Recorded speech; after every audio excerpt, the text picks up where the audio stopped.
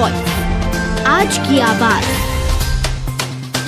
इंदौर शहर के बहुचर्चित बावड़ी हादसे कांड में जहां 36 लोगों की मौत हो गई थी, उसके लगभग साल भर में आज 2 लोगों की गिरफ्तारी हुई है। डीसीपी ने कार्रवाई करते हुए इस मामले में मंदिर ट्रस्ट के सचिव और अध्यक्ष को गिरफ्तार किया है। डीसीपी ने कहा कि लगातार इस मामले में कार्रवाई जारी रहेगी। दरअसल 2023 में रामनवमी के दिन बावड़ी हादसा हुआ था। वहीं दरअसल इंदौर के जुने इंदौर थाना क्षेत्र के सिंधी कॉलोनी में बलेश्वर महादेव मंदिर में श्रद्धालु श्री रामनवमी पर मंदिर प्रांगण में बनी पुरानी बावड़ी के ऊपर बने छज्जे पर लोग हवन कर रहे थे। आपको बता दें कि बावड़ी जहां स्थित थी उसके ठीक सामने ही मंदिर में विराजित भगवान के मुख्य दर्शन होते थे, इसलिए उस समय बावड़ी के छज्जे पर अत्यधिक लोग मौजूद थे। लेकिन पुरानी बावड़ी और पुराना छज्जा अत्यधिक लोगों का वजन सह नहीं पाया और बावड़ी धंस गई।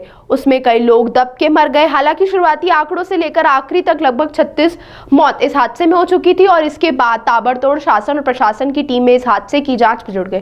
बताया जा रहा है कि लगभग 1 साल बाद इस हादसे में जांच में कई राजनेताओं ने दखलंदाजी कर इस हादसे के जिम्मेदार लोगों को बचाने का प्रयास किया, लेकिन आखिरकार आचार संहिता लगते ही डीसीपी ने इस मामले में 2 लोगों को गिरफ्तार किया है, जो मंदिर ट्रस्ट के सचिव और अध्यक्ष बताए जा रहे हैं। एक का नाम सेवाराम और दूसरे का नाम मुरली बताया जा रहा है। डीसीपी ने बताया कि लगातार इस मामले में कार्रवाई जारी रहेगी और आगे भी और लोगों की गिरफ्तारी होने की संभावना है।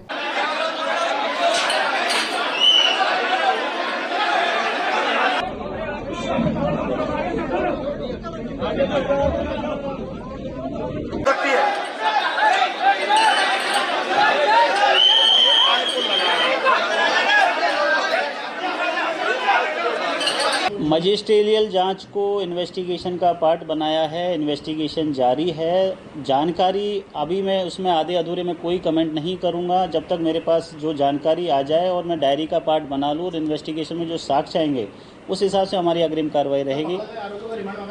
अब ये अभी क्योंकि इसमें ऐसा कुछ जब्ती के लिए, पूछताछ के लिए ऐसा कुछ हमारे पास है नहीं। हम उनको न्यायिक अभिरक्षा में भेज रहे हैं अभी रिमांड, क्योंकि जो इन्वेस्टिगेशन है काफ़ी डिटेल्ड और एलिबोरेटिव डिटेल हुई है। बहुत अच्छी इन्वेस्टिगेशन उन्होंने की है, तो अभी हम न्यायिक अभिरक्षा में ही भेज रहे हैं, पुलिस रिमांड नहीं ले रहे हैं। और जो आपका कंसर्न था कि जो समाज के कुछ लोग, समाज के सभी प्रबुद्ध जनों से हमारी इसमें बात हुई है। उनको लगातार सतत हमारा उनके साथ में वार्तालाप चल रहा है और जितनी विभत्सीय घटना थी, जितना एक तरीके से जो अनहोनी या जो हुई थी उसके चलते सभी का कंसर्न ये था, उस वक्त भी कंसर्न था कि एक बड़ी ही अनहोनी हो गई, उसमें ये घटना हो गई। तो सभी समाज के लोग पुलिस के साथ हैं, कानून व्यवस्था के साथ में हैं और इस तरीके की कोई भी जानकारी हमें नहीं है कि कोई विरोध प्रदर्शन हो रहा हो या फिर किसी और तरीके की कोई बात आ रही हो।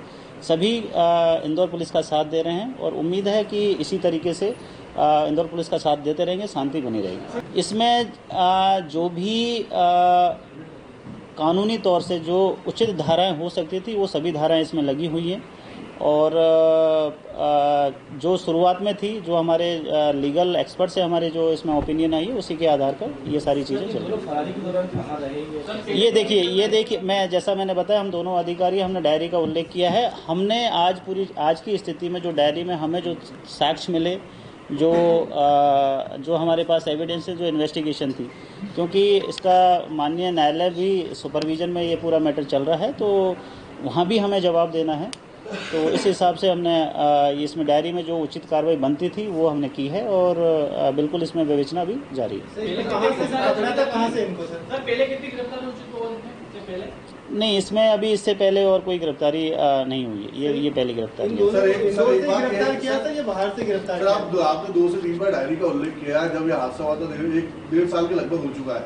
डायरी में जो प्रारंभिक आयोग था इन्वेस्टिगेशन ऑफिसर, तो उसने सर 2 के अलावा और भी अन्य आरोपी बनाए होंगे जिनकी लापरवाही होगी शायद समाज। देखिए, क्या नगर निगम कर्मचारी होंगे? देखो, एज ए सुपरवाइजरी ऑफिसर हमें ईच और एवरी फैक्ट हमें एनालिसिस करना होता है, समीक्षा करनी होती है।